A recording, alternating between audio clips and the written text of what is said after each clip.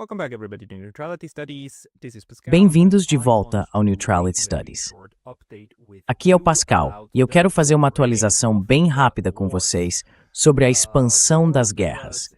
No plural, porque agora são várias guerras que estão, de certa forma, se juntando.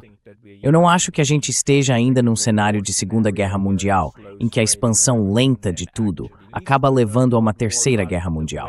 Mas o rumo que as coisas estão tomando é realmente assustador. A gente vê como a guerra na Ucrânia, a guerra por procuração da OTAN contra a Rússia, está se espalhando.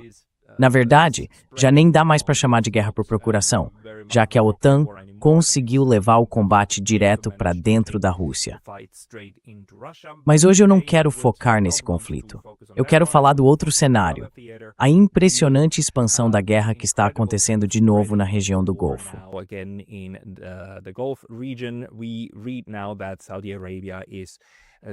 A gente está vendo agora que a Arábia Saudita começou a intensificar os ataques contra o Iêmen. Eles acabaram de bombardear o aeroporto de Sanaa, onde a delegação iemenita dos Houthis, que tinha ido ao funeral do Ayatollah Ali Khamenei no Irã, deveria pousar na volta. Só que os sauditas bombardearam a pista, e o avião teve que ir para outro aeroporto e aterrissar lá. Agora, os Houthis estão revidando contra a Arábia Saudita. Ou melhor, o próprio Iêmen está revidando. E o país está cogitando, ou pelo menos discutindo, fechar o estreito que fica do seu lado da Península Arábica. Isso, claro, agravaria ainda mais os problemas que os Estados Unidos já enfrentam com o fornecimento global de petróleo, enquanto continuam bombardeando o Irã.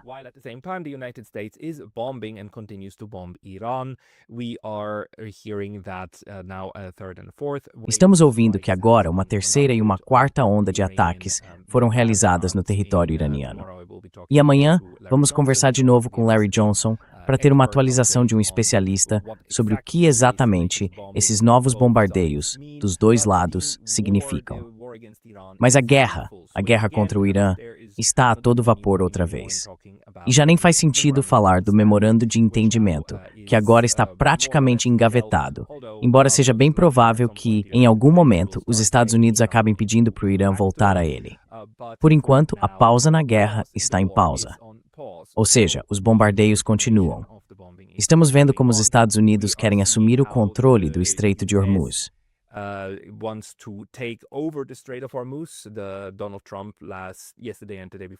Donald Trump, ontem e anteontem, estava falando sobre ser o provedor de segurança do Estreito de Hormuz e propondo uns números completamente malucos. Ele falou em cobrar 20% do valor da carga de cada navio que passasse pelo estreito para poder ser autorizado a atravessar pelos administradores dos Estados Unidos. Agora, isso, claro, é uma ideia totalmente sem noção do Donald Trump, mas mostra o tipo de mentalidade dele, o fato de ele sequer escrever ou falar uma coisa dessas. Para mim, esse é um exemplo típico daquele momento em que ele pensa: eu posso criar uma nova forma de pressão. Posso ameaçar todo mundo com uma taxa de 20%.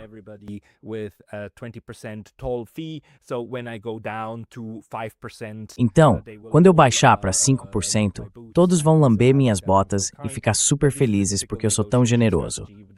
Mas isso é uma estratégia de negociação típica dele, que ele já mostrou antes. Ele faz isso quando acha que tem uma vantagem impossível de superar.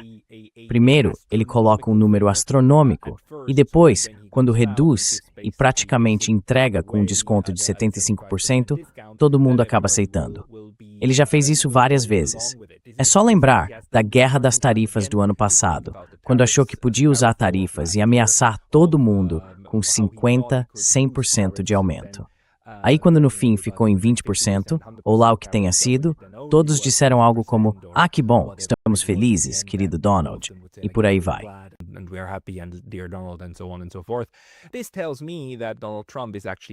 Isso me mostra que Donald Trump está realmente pensando no Estreito de Hormuz como algo que ele pode controlar, de um jeito que, no fim das contas, essa rota marítima se torne uma via americana sob domínio dos Estados Unidos, e que ele consiga de fato expulsar o Irã do próprio quintal. Eu não sei de onde ele tira essa ideia maluca, mas ele já anda falando sobre isso. Mas, de novo, Donald Trump vive num mundo de fantasia. E muitos dos falcões de guerra americanos, incluindo os neoconservadores, claro, também vivem nesse mundo de fantasia bem estranho. Ontem o Sr. Abbas Saed foi ao Twitter e aproveitou a oportunidade para lembrar todo mundo de como o Irã é, na verdade, um hegemon regional bastante benigno.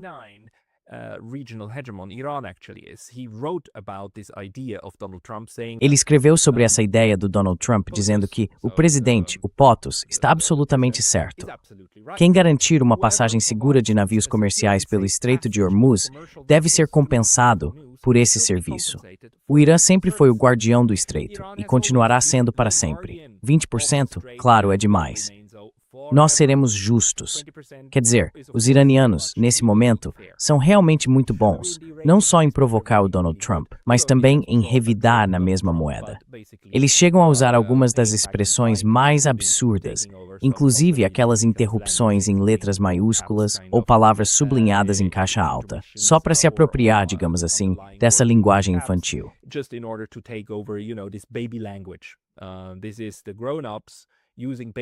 Isso é como os adultos falando com o bebê Trump, usando linguagem de bebê, né? E também para provocar o bebê Trump e provocar os Estados Unidos. Mas, na verdade, isso mostra que os iranianos entendem muito bem o próprio poder de barganha. Eu ainda fico me perguntando quem foi que deu essa ideia para o Trump. Se foi o recentemente falecido Lindsey Graham, talvez uma das últimas coisas que ele fez antes de sair de cena, sussurrando no ouvido do Trump que ele podia ser o dono do pedágio do Estreito de Hormuz, que ele podia ganhar muito dinheiro com isso, que dava para apertar os europeus, apertar os asiáticos, apertar os países do Golfo, apertar todo mundo mesmo. Então ele devia colocar o preço lá em cima, desde o começo, o mais alto possível, e depois ir baixando.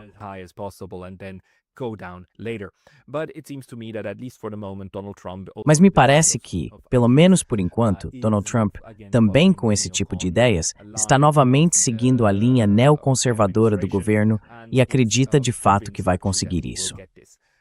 Agora, por outro lado, uma coisa muito importante para mim neste momento é o que está acontecendo nos próprios países do Golfo. A Arábia Saudita, por exemplo, acabou escalando a guerra com o Iêmen. Isso é, claro, um desenvolvimento muito negativo. Parece indicar que a Arábia Saudita avalia que agora chegou a hora de talvez concluir um trabalho que ela mesma nunca conseguiu terminar. Mas, ao mesmo tempo, uma escalada agora. O que isso pode alcançar? Além de aumentar ainda mais a pressão econômica sobre os países do Golfo, inclusive sobre a própria Arábia Saudita. Isso ainda está em aberto.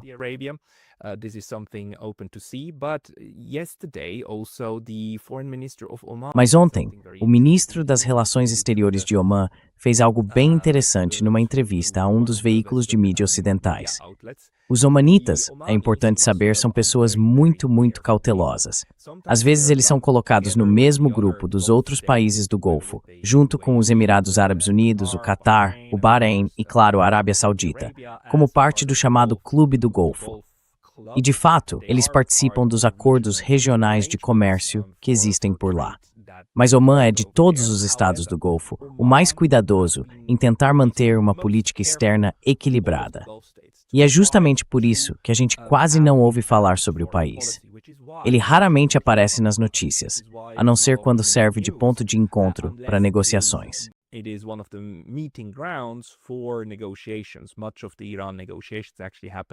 Grande parte das negociações com o Irã aconteceu em Mascate, em Omã.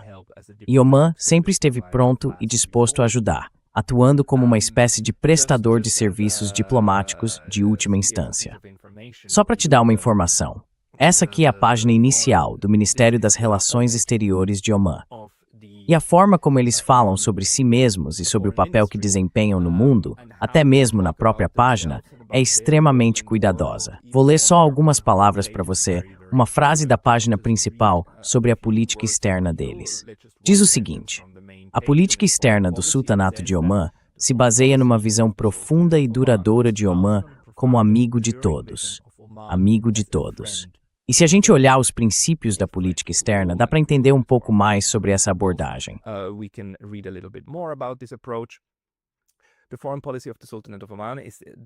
A política externa do Sultanato de Omã é voltada para a paz e a segurança.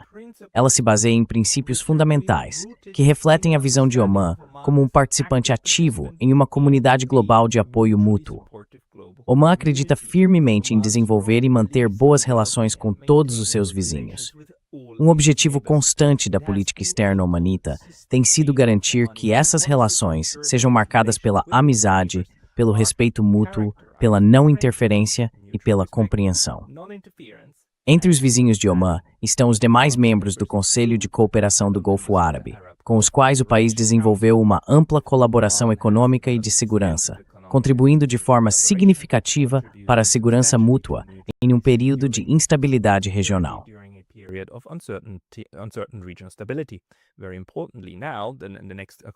Agora, e isso é muito importante, nas próximas frases, para Omã, o conceito de vizinho vai além dos países que fazem fronteira direta. Ele inclui outros parceiros importantes, cuja proximidade e relevância fazem com que também sejam considerados estados vizinhos. Iêmen, Irã, Índia e Paquistão estão entre os vizinhos mais importantes. Então eu vou parar por aqui. Eu só queria ler isso para você entender como Omã é diferente dos outros países do Golfo, que construíram toda a sua estrutura de segurança em torno de uma aliança com os Estados Unidos. E basicamente partiram da ideia de que se você tem várias bases americanas no seu território, vai estar seguro. E só precisa garantir que está no clube certo.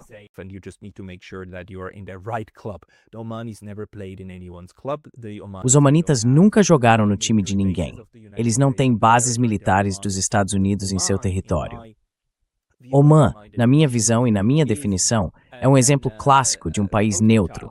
Neutro no sentido político de realmente manter uma neutralidade adequada, uma amizade equilibrada com todos os lados. Isso inclui o Irã, e é por isso que o Irã conversa com Omã sobre como administrar o Estreito de Hormuz. É por isso que Irã e Omã estão sempre em contato diplomático. E é também por isso que Omã consegue atuar como intermediário em negociações entre o Irã e os Estados Unidos, embora na prática não haja muita negociação acontecendo.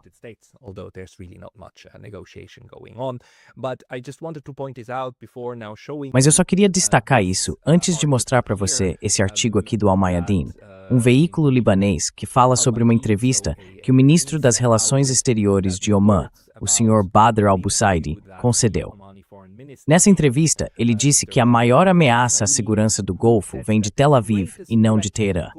E ele argumenta que a guerra recente expôs o fracasso de décadas de contenção liderada pelos Estados Unidos. Então, para mim, isso é bem significativo, mais uma vez, porque Omã é extremamente cuidadoso sempre que faz qualquer crítica a um de seus vizinhos.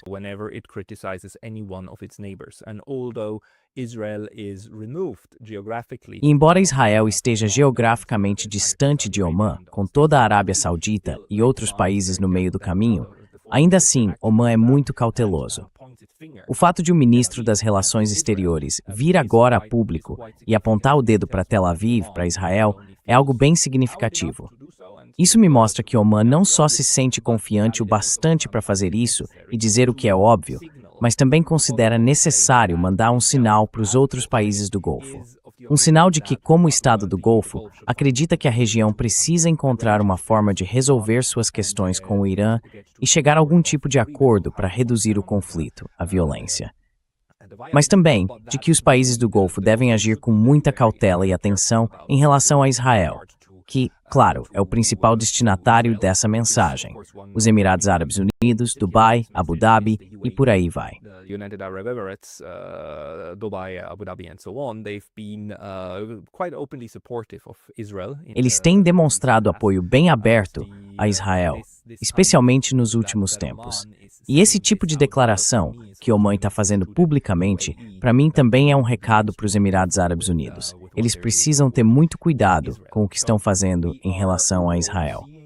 Então, no geral, a gente está vendo uma expansão da guerra e da violência.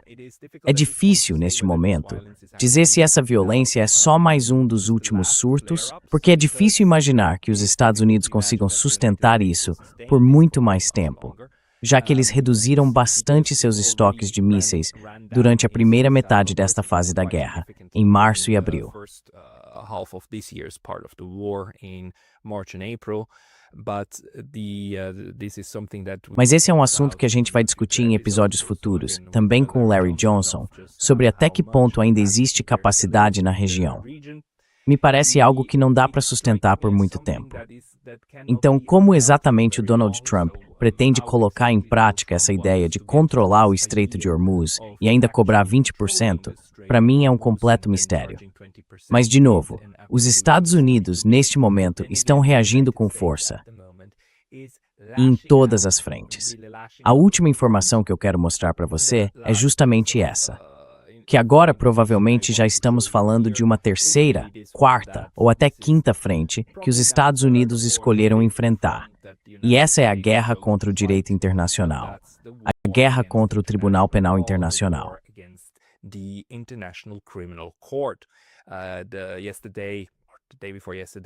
Anteontem, o Departamento de Estado anunciou que pretende desmontar a ameaça que o Tribunal Penal Internacional representa para a soberania americana. O Marco Rubio veio a público, fez uma declaração e divulgou esse comunicado oficial, dizendo que os Estados Unidos agora estão fazendo de tudo para se livrar do Tribunal Penal Internacional. É importante lembrar que o tribunal tem pouquíssimos casos contra americanos. Os únicos de que eu tenho conhecimento são contra alguns militares dos Estados Unidos, no Afeganistão, o que tem deixado o país extremamente irritado.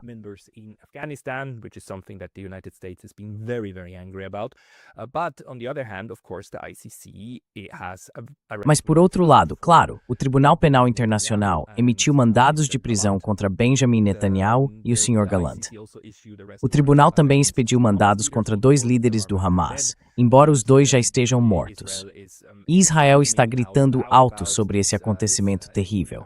O fato de o tribunal ousar agir contra Israel, contra a vítima do 7 de outubro, como eles continuam se apresentando. E os Estados Unidos agora parecem tentar, ou melhor dizendo, Israel parece ter conseguido convencer os Estados Unidos a tentar oficialmente desmantelar o Tribunal Penal Internacional. Deixa eu ler para você o que diz essa declaração aqui.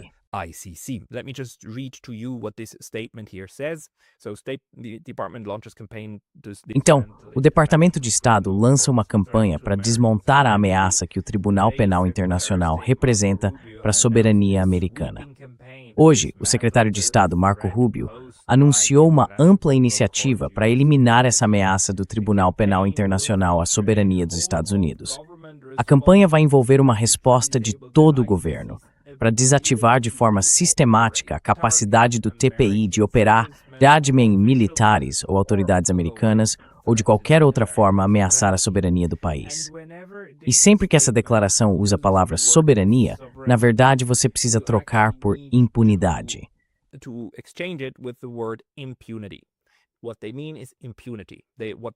O que eles querem dizer é impunidade. O que eles querem é poder circular pelo mundo livremente, matar quem quiserem, sequestrar presidentes, eliminar líderes de outros países, mutilar, destruir e cometer genocídios em qualquer lugar do planeta.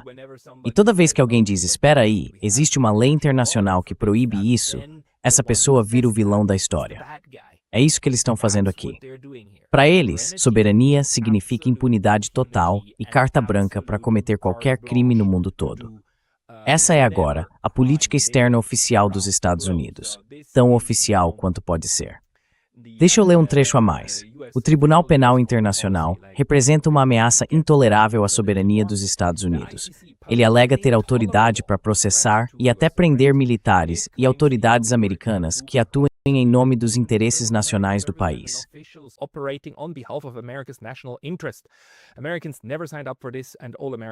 Os americanos nunca aceitaram isso, e todos os presidentes dos Estados Unidos, desde a ratificação do Tribunal Penal Internacional, mantiveram a posição de que o TPI não tem jurisdição sobre cidadãos americanos. O tribunal já havia aberto uma investigação sobre militares e agentes de inteligência dos Estados Unidos e, até hoje, se recusou a encerrar esses casos.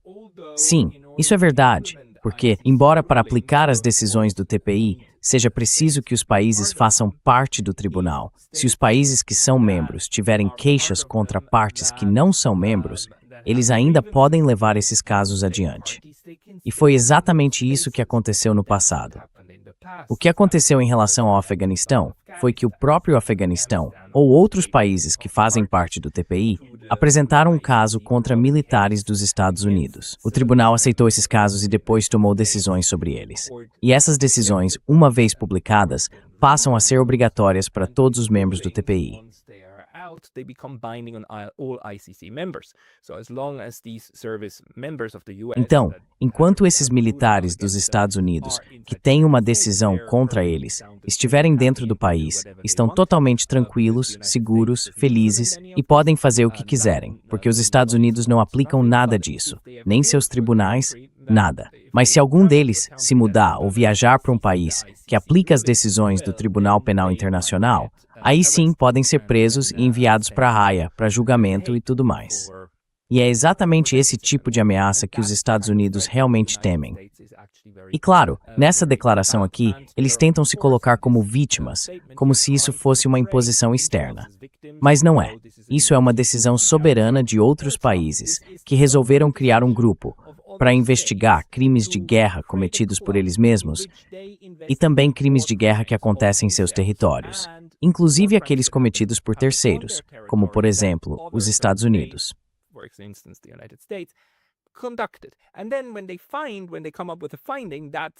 E aí, quando eles concluem que alguns desses crimes realmente foram cometidos, eles emitem uma decisão. E essa decisão passa a valer para todos os membros do clube, mas não para os Estados Unidos. Então, os Estados Unidos não precisam aderir a isso. Só que, como eles mesmos dizem, eles veem essa aplicação da soberania de outros países, o direito de um país de entrar nesse tipo de clube e depois aplicar uma decisão dessas, como uma violação da própria soberania americana.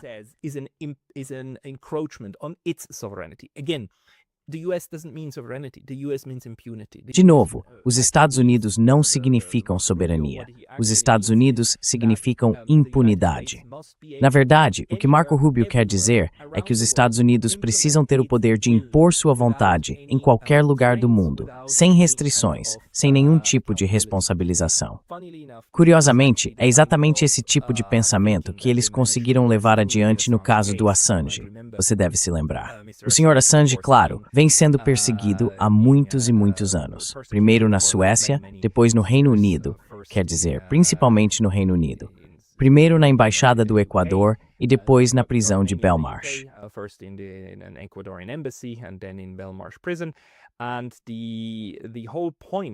E o fato de os Estados Unidos terem ousado levar adiante o caso contra o Sr. Assange é realmente impressionante.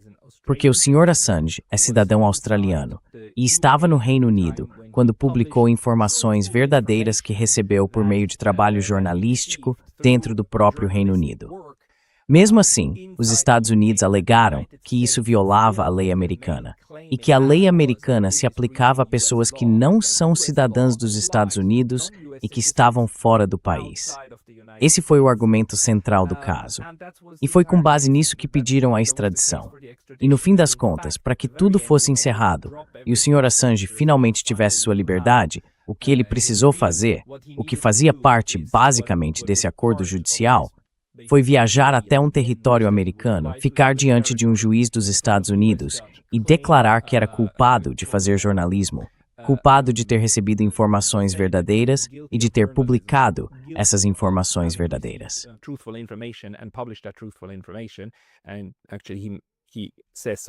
E na verdade ele diz isso bem abertamente, que essa foi a única coisa que ele admitiu ter feito, que ele se declarou culpado por fazer jornalismo.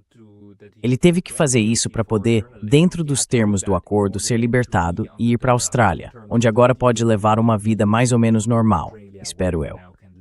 Mas o ponto aqui é o seguinte: mais uma vez, os Estados Unidos interpretam a própria soberania como impunidade total e o direito de intimidar qualquer pessoa, em qualquer lugar, a qualquer momento, sem nenhuma restrição.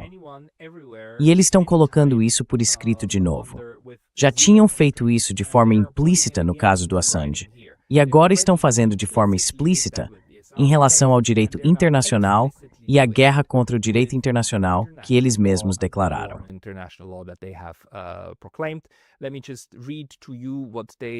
Deixa eu ler para você o que eles estão planejando fazer, como pretendem colocar em prática essa guerra contra o direito internacional. A campanha vai incluir uma série de ações, com o objetivo de garantir que o Tribunal Penal Internacional não tenha capacidade de ameaçar a soberania dos Estados Unidos, nem de mirar em cidadãos americanos. Entre as medidas em estudo estão ligações diplomáticas do secretário de Estado, do vice-secretário, de embaixadores e de outros membros da alta liderança para governos estrangeiros, destacando o abuso do TPI e os riscos que ele representa para americanos e outros países, e pedindo que se retirem do tribunal. Os países que cooperam com as forças de segurança e a inteligência dos Estados Unidos, ou que se beneficiam da proteção militar americana, são chamados a rejeitar a suposta autoridade do TPI e a não processar autoridades e militares americanos.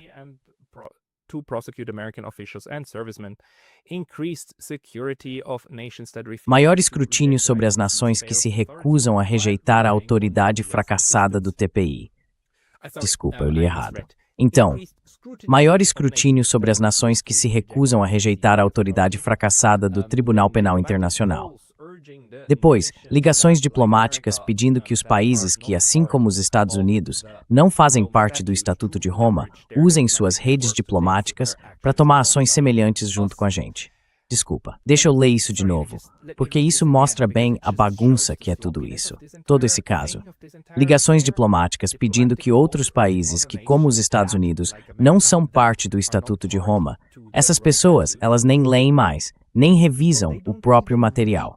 They don't even proofread their own stuff anymore. It's quite insane. Also, please note that all of these bullet points here É completamente insano. E olha, dá para ver que todos esses tópicos aqui nem tem ponto final no fim das frases. A Casa Branca, o Departamento de Estado, estão num caos total, num estado de desorganização e decadência tão grande que nem os comunicados oficiais do Marco Rubio ou dos porta-vozes passam por qualquer tipo de revisão linguística.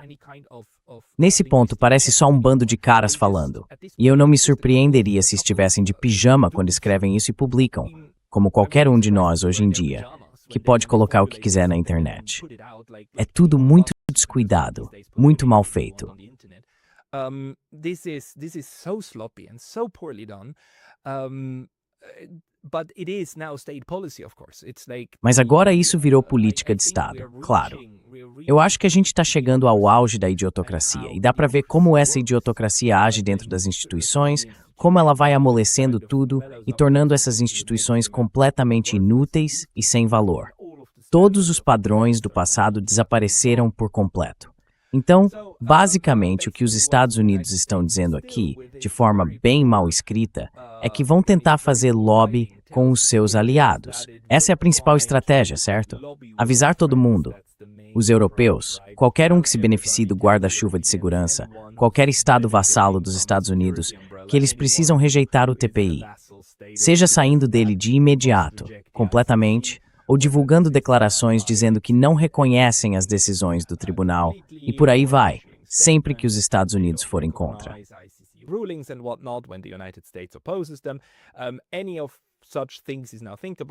Qualquer uma dessas coisas agora é possível de imaginar.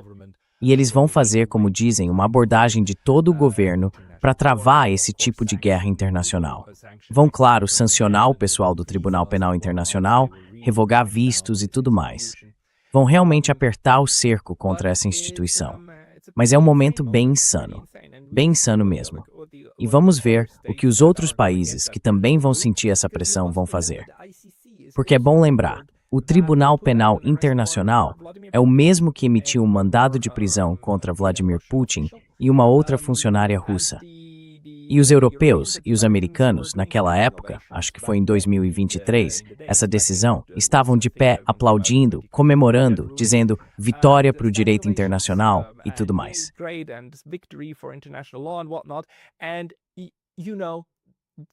E olha, não deveria ser nenhuma surpresa se o Tribunal Penal Internacional, mais uma vez, der uma decisão contra a Rússia. As mesmas pessoas, como o Marco Rubio, vão aplaudir e dizer algo como isso é um ótimo exemplo de justiça e imparcialidade. E e vão exigir que esse tipo de decisão seja cumprida, enquanto também vão pedir que todo o resto seja desmontado e eliminado. Vão querer impor limites ao tribunal, dizendo que Israel não pode ser processado, e até propor um novo Estatuto de Roma.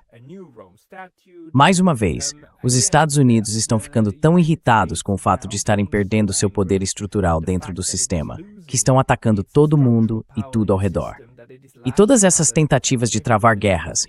Agora, veja bem, isso aqui não vai ser uma guerra jurídica, não tem como fazer isso aqui. Mas o que eles podem fazer é exercer pressão diplomática.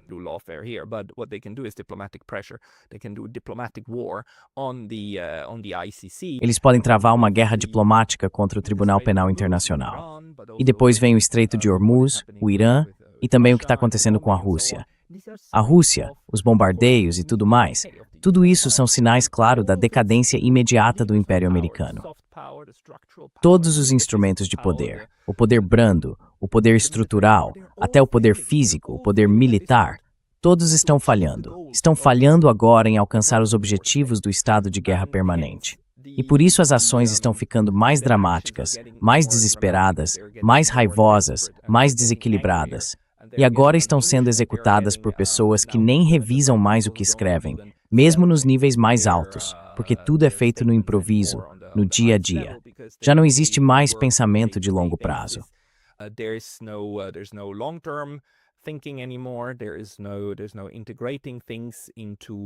Não dá para integrar as coisas em contextos. Eu tô realmente chocado.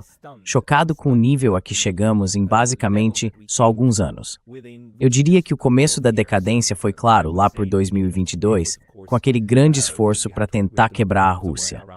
E agora que isso fracassou e continua fracassando, e que essa nova ordem, essa ordem multipolar que está surgindo meio que organicamente desse caos, eles não conseguem quebrar isso. E parece que isso está gerando um verdadeiro pânico, até entre as pessoas que, no começo dessa administração, lembra das palavras do Marco Rubio e do Trump, fingiam que entendiam essa nova ordem e que queriam integrar os Estados Unidos nela para ser um dos países líderes dessa ordem.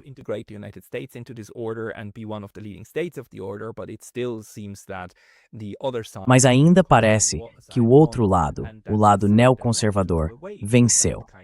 E esse é o lado que quer acabar com esse tipo de acordo, e com qualquer forma de acordo que não gire em torno dos Estados Unidos. De novo, essa política externa em relação ao Tribunal Penal Internacional é para mim um exemplo claro de como isso funciona e de qual é a mentalidade por trás disso. A ideia de que soberania significa impunidade. A soberania dos Estados Unidos é absoluta e a soberania de todo o resto não vale nada. Ninguém teria o direito de realmente reivindicar soberania, a não ser os Estados Unidos. E isso bem, essa é a mentalidade. Essa é a mentalidade dos neocons, e no momento é um governo neoconservador.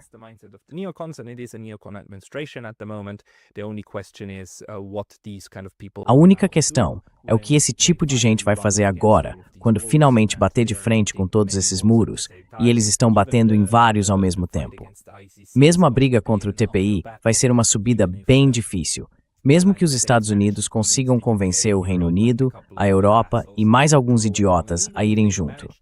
E mesmo que consigam forçar esses países a sair do TPI, ainda vai ter todo o Sul global que faz parte do tribunal. Eles até poderiam forçar o TPI a sair de Haia, sair da Holanda. Mas nada impede que simplesmente montem a sede em Lagos ou em Bangkok. Dá para fazer isso. Eles podem fazer isso.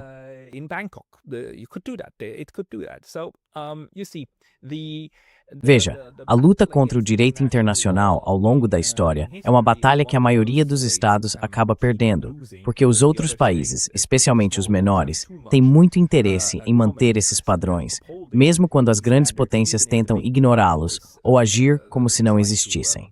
As regras e as normas, por si só, tendem a persistir. Então, mais uma vez, é uma batalha difícil que os Estados Unidos escolheram travar sem necessidade, e que poderiam ter conduzido de uma forma completamente diferente. Mas, ao que parece, guerra total é a única estratégia que essas pessoas ainda conhecem para resolver problemas. Muito triste. É a idiotocracia no seu melhor momento. A cassistocracia no seu auge. E é com isso que eu encerro por hoje. Muito obrigado pela atenção.